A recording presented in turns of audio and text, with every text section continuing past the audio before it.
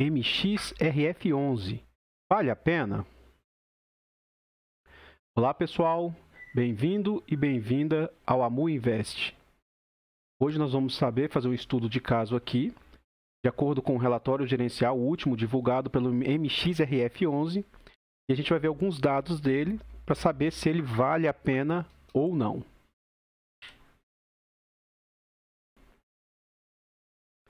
Então pessoal, já que a gente chegou até aqui, eu gostaria que você clicasse no botão de curtir, você fizesse qualquer comentário para a gente, que isso ajuda muito, tá? Qualquer crítica ou elogio, que você compartilhasse, se possível, e se inscrevesse no canal, tá bom? Comente aí se você já possui esse FII, se você tem intenção de adquirir esse FII, tudo bem? Vamos dar início aqui à análise desse fundo imobiliário. Nós estamos aqui com o último relatório gerencial do fundo MXRF11, tá? Ele é listado na bolsa, o nome dele é Max Renda, ele tem como gestor a XP. E o relatório gerencial eles soltam geralmente uma vez por mês, tá? Aqui ele vem falando qual o objetivo desse fundo. Ele é um fundo de recebíveis imobiliários, geralmente ele investe em CRIs, mas ele pode investir em qualquer papel de lastro imobiliário. Então, ele tem como objetivo investir para oferir ganhos pela aplicação de seus recursos em ativos financeiros, com lastro imobiliário, tais como CRI, debênture, LCI, LH e cotas de FIIs, e ativos imobiliários, como imóveis comerciais e projetos imobiliários, tá? Em um momento oportuno, eu vou explicar um pouco melhor o que vem a ser CRI, debênture, LCI, LH, e tá, para a gente saber um pouco melhor. Mas CRIs são certificados de recebíveis imobiliários. Os fundos de papel, na sua imensa maioria, eles vão investir boa parte do seu capital, se não todo, em CRIs. CRIs são dívidas que são emitidas, e aí o fundo compra essas dívidas e passa a recebê-las mensalmente. Ele recebe parte dos juros acordados e a outra parte como amortização. Em um momento oportuno eu explico um pouco melhor. Então aqui, ó, esse fundo foi criado em 2012. Ele é negociado na bolsa com o código MXRF11.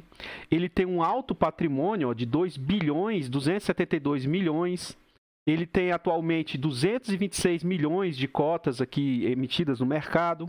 O valor patrimonial dele está em R$ 10,02. E como visto, ele tem como gestora a XP e administradora pela BTG. Ele possui como taxa de administração 0,9% ao ano. E ele tem atualmente 375 mil cotistas. Ele possui a maior base de cotistas dos últimos tempos. Aqui a gente tem, baseado em abril, no primeiro semestre de 2021, o ano de 2021 e nos últimos 12 meses. Uma espécie de mini DRE, demonstrativo do resultado aqui da empresa, do MXRF. Então, em abril, ele apurou 17 milhões. Isso aqui ele vem mostrando o que ele apurou. R$1.500, R$1.500.000 em permuta, 293 mil pelos FIIs, 15 milhões por meio de CRIs, e a gente percebe que a maior renda desse FII, ele deriva de CRIs, recebimento de CRIs, e recebeu mais 674 mil de LCIs e renda fixa. Teve por despesas 2 milhões e 23 mil, e aí o resultado dele foi de 15 milhões 519. E note que nesse mês de abril ele distribuiu um pouco acima do que ele recebeu. Tá? Ele distribuiu 8 centavos pela cota. Por que ele distribuiu acima? Porque esse fundo, às vezes, ele recebe a mais e ele vai fazendo uma reserva de caixa. O que você observa aqui? Ó? Que no primeiro semestre ele distribuiu tudo o que ele recebeu. Então, significa que se ele distribuiu mais agora em abril, é porque ele tinha uma reserva, tá? Em maio, final de maio, no último dia útil de maio, ele já provisionou o próximo rendimento, que vai ser 7 centavos, que vai ser distribuído agora em junho. Então, só não soltou o relatório gerencial ainda, tá?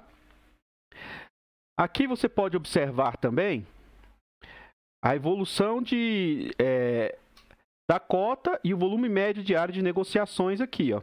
Você pode observar que a partir de 2020, ele disparou o quanto ele negocia, tá? Então, hoje ele é muito bem negociado desde 2019 para cá.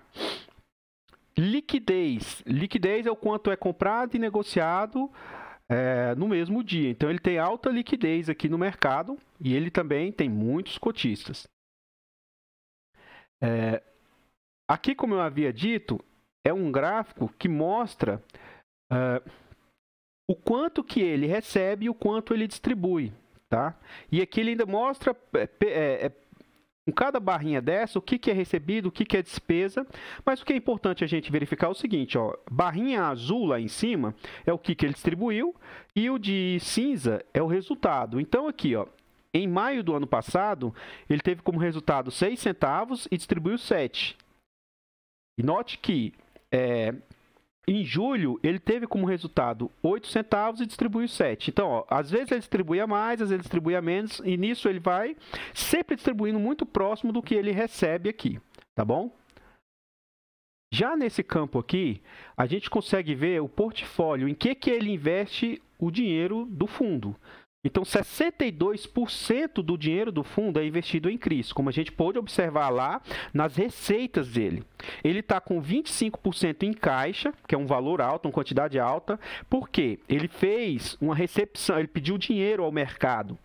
Então, teve subscrição, que é chamado. Ele pegou mais dinheiro para investir no fundo e ele ainda não alocou todos esses recursos. Ele está com 11% em permutas financeiras e 2% em FIIs. O que vem a ser permutas financeiras? Ele entra de sócio em alguns investimentos e, à medida que esses empreendimentos vão sendo concluídos, sobre a venda, ele recebe um percentual de volta, auferindo lucro, ganho. Então, atualmente, 11% do dinheiro do FII é aplicado em permutas financeiras. As classes de ativos também, qual setor do mercado que está aplicado o dinheiro?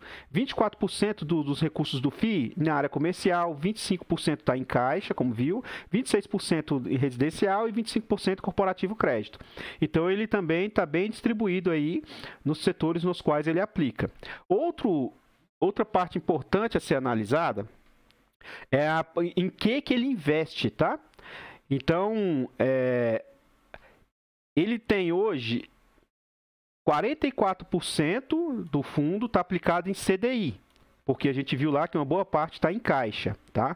Com um spread médio de 2,64 acima do CDI. Ele tem mais quase 50% aplicado em IPCA. IPCA é como se fosse a inflação oficial, ó, com ganho 8% acima da inflação. Inflação mais 8%. Ele tem 5% aplicado em GPI, tá, em IGPM. IGPM, a inflação também mais 10%. Ele tem 2% em pré e mais 1% rendendo liquidez, né? Esse é o caixa propriamente dito. 1% rendendo 112% do CDI.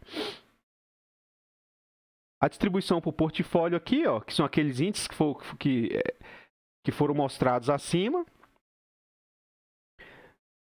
Aqui abaixo, a gente vê o seguinte, ó, o relatório ele é bem detalhado. Então, aqui ele vem contar tudo no que ele investe, tá? Então, assim, agora ele vai detalhar nos FIIs, quais os FIIs que ele investe? Os FIIs que ele investe atualmente são 4 FIIs. Ele possui, dos FIIs, 50% do dinheiro que ele investiu em FIIs está no SP VJ11, mais 43%, isso representa 25 milhões, mais 20 milhões está no HB RH11. Ele tem mais 3% no ROF e mais 2,55% no BRCR. Tá?